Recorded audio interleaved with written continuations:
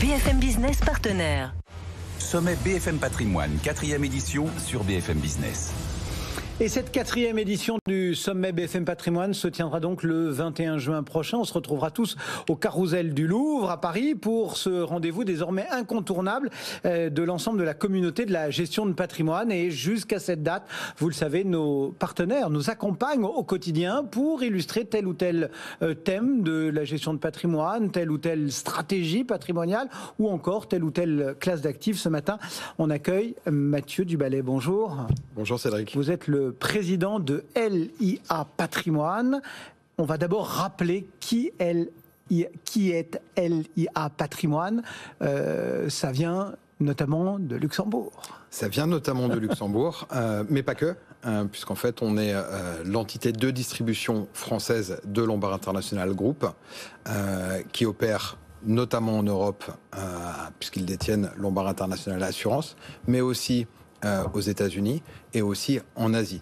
Donc l'IA Patrimoine, c'est une entité française qui a été créée il y a 2 ans, qui est aujourd'hui composée de 5 personnes, basée à Paris mais aussi en province, et qui a pour vocation d'accompagner nos partenaires, les partenaires du groupe, dans la distribution des produits de Lombard International Assurance, donc l'offre d'assurance vie luxembourgeoise, sur le marché français, donc en B2B, mais aussi en cas de besoin en B2B2C.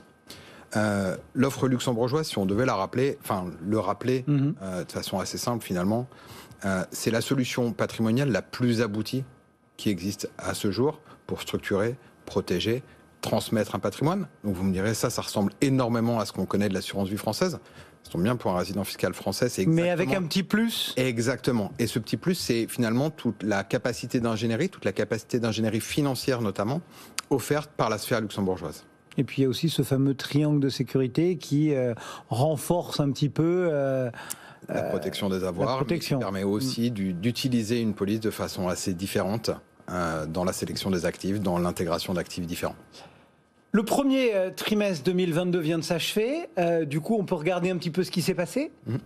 Alors, déjà, pour peut-être revenir sur 2021, qui a été une année assez extraordinaire sur le marché de l'assurance vie à Luxembourg, puisque l'association des compagnies d'assurance à Luxembourg a récemment publié des chiffres.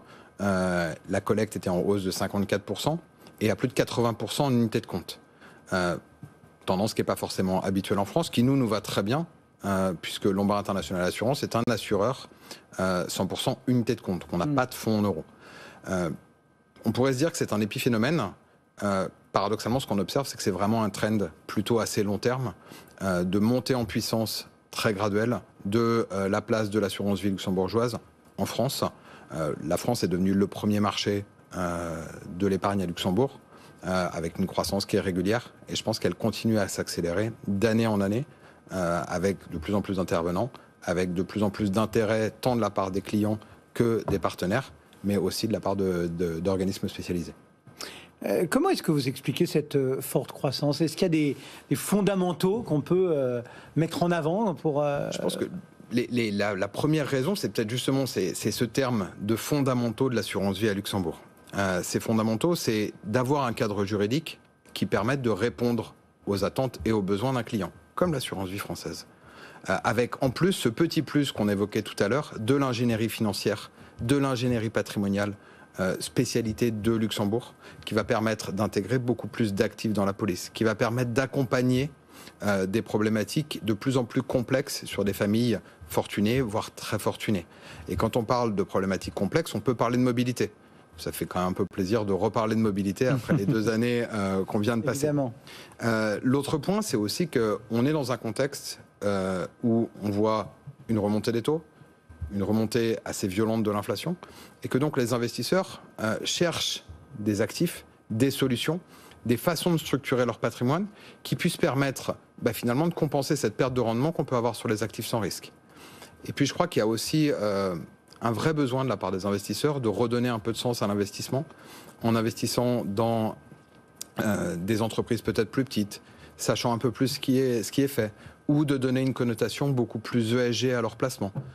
Et donc tout ça, on va le retrouver dans l'approche qu'on va pouvoir avoir, ou que les partenaires vont pouvoir mettre en œuvre avec leurs clients, dans la détermination de est-ce qu'il faut que je délègue un mandat à tel ou tel spécialiste, parce que c'est lui le spécialiste de la gestion à impact ou de la gestion ESG.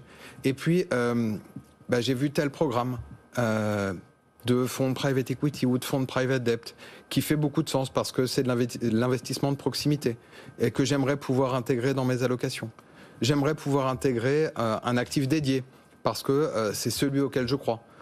Et c'est tout ça dans lequel il y a une vraie nécessité d'accompagnement. Et tout le travail qu'on va mettre en place, ça va être justement de chercher à finalement standardiser cette offre qui est extrêmement sur mesure, extrêmement vaste et qui permet de faire énormément de choses. Ouais. Aujourd'hui, dans ce contexte-là, que vous avez particulièrement bien décrit, qu'est-ce qui vous différencie chez Lombard International? Ce qui va nous différencier, ça va être plusieurs points. Le premier, peut-être, c'est des hommes et des femmes et une expertise remarquable, que ce soit chez l'IA Patrimoine, parce que ce sont que des acteurs qui viennent du marché français, et donc qui ont une parfaite connaissance de ce marché-là. Depuis Luxembourg, parce que on a aussi des équipes qui sont extrêmement bien staffées, extrêmement professionnelles, capables de couvrir les 15 marchés sur lesquels on est implanté, mais aussi d'être capable d'analyser plus de 3000 véhicules d'actifs non cotés. Donc c'est le savoir-faire, c'est cette expertise assez unique. Et puis, et on n'en a pas encore parlé, c'est aussi toute l'approche digitale. Parce que quand on prend un contrat luxembourgeois, on a plutôt tendance à voir entre 80, 100, 120 pages. Depuis 2019, nous, on avait lancé une plateforme digitale qui permettait de suivre et de consulter ces polices en permanence, mais aussi de souscrire dans un environnement complètement digitalisé une offre totalement sur mesure. Et donc, notre métier, c'est d'accompagner, de standardiser cette offre sur mesure et de pouvoir répondre finalement à toutes les attentes des clients. D'autant plus si ces clients sont mobiles. Ça coche une case de plus. Mais pas que. Pas que. Merci beaucoup, Mathieu. Mathieu Duballet, donc, Elia Patrimoine et Lombard Odier qui nous fait l'honneur de nous accompagner sur cette 4e édition du sommet BFM Patrimoine qui se tiendra donc le 21 juin prochain au Carrousel du Louvre à Paris. Très bonne journée et on se retrouvera le 21 juin. Lombard International Group, pas Lombard Odier. J'ai dit Lombard Odier. Ah là là.